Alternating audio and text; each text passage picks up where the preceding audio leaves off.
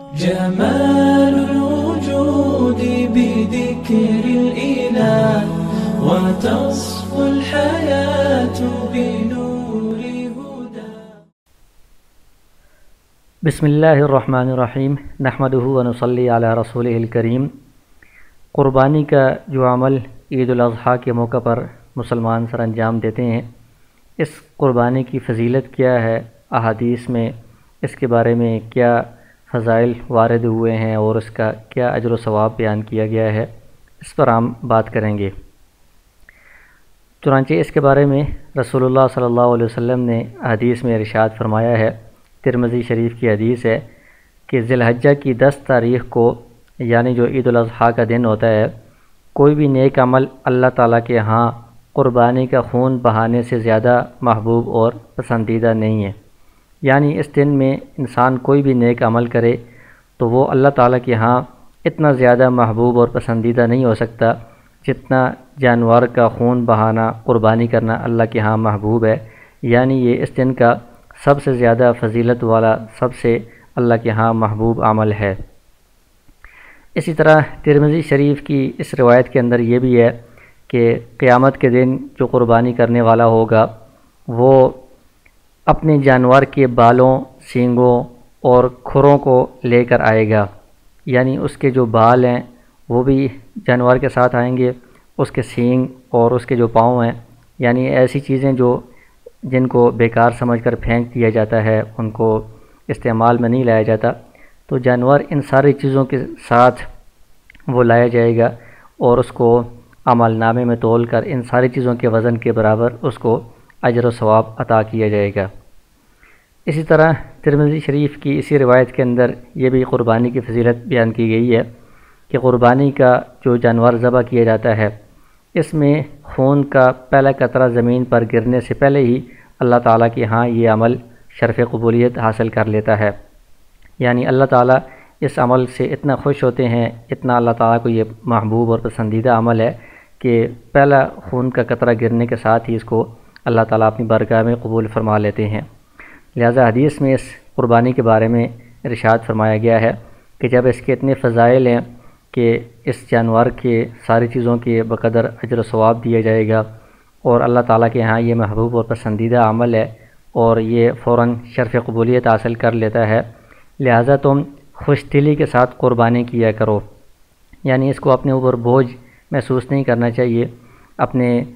ذمے سے ساقط کرنے کا صرف یہ کہ ایک روٹین پوری کرنا نہ ہو، بلکہ اللہ تعالیٰ کی رضا کے لیے انسان دل کی خوشی کے ساتھ یہ عمل کرے کہ اس پر اللہ تعالیٰ خوش ہو رہے ہیں، اللہ تعالیٰ کو یہ عمل محبوب ہے اور اس پر اتنا اجر و ثواب ملے گا۔ اسی طرح ترمذی شریف کی ایک اور روایت ہے کہ صحابہ کرام رضی اللہ عنہم نے آپ صلی اللہ علیہ وسلم سے پوچھا کہ ما ھذی الاضاحی یا رسول اللہ، اے اللہ کے رسول یہ قربانیاں کیا ہیں، یعنی اس کی حقیقت کیا ہے؟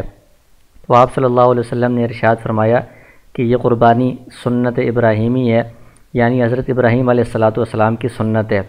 تو قرآن کریم میں حضرت ابراہیم علیہ السلام کی ملت کی اتباع کا، تابعداری کا ہمیں حکم دیا گیا ہے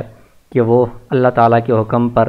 ہر چیز قربان کرنے کے لیے تیار ہو جاتے تھے، لہٰذا ہمیں بھی اللہ تعالیٰ کے حکم پر اپنی جان، اپنا مال، اپنی خواہشات، ہر چیز قربان کرنے کے لیے تیار رہنا چاہیے۔ پھر صحابہ کرام رضی اللہ عنہم نے سوال کیا، یا رسول اللہ کہ اس میں ہمارے لیے کیا ہے، یعنی اس میں ہمیں کیا اجر و ثواب ملے گا؟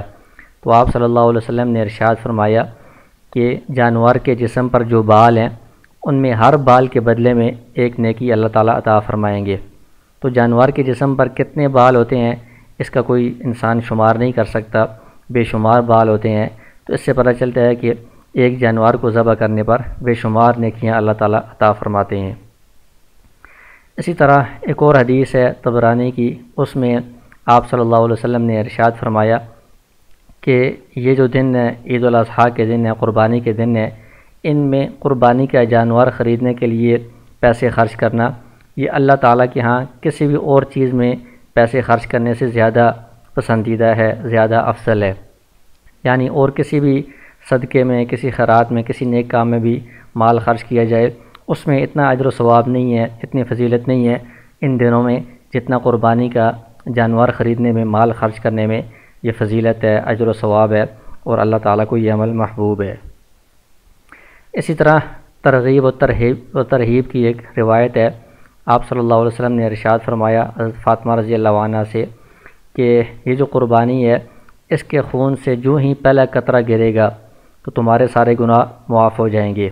یعنی جیسے ہی پہلا قطرہ گرتا ہے، جیسے پہلی روایت میں گزرا ہے کہ اللہ تعالیٰ کے ہاں یہ عمل شرف قبولیت حاصل کر لیتا ہے، تو اس کے ساتھ ہی جو قربانی کرنے والا بندہ ہوتا ہے تو اس کے سارے گناہ اللہ تعالیٰ معاف فرما دیتے ہیں۔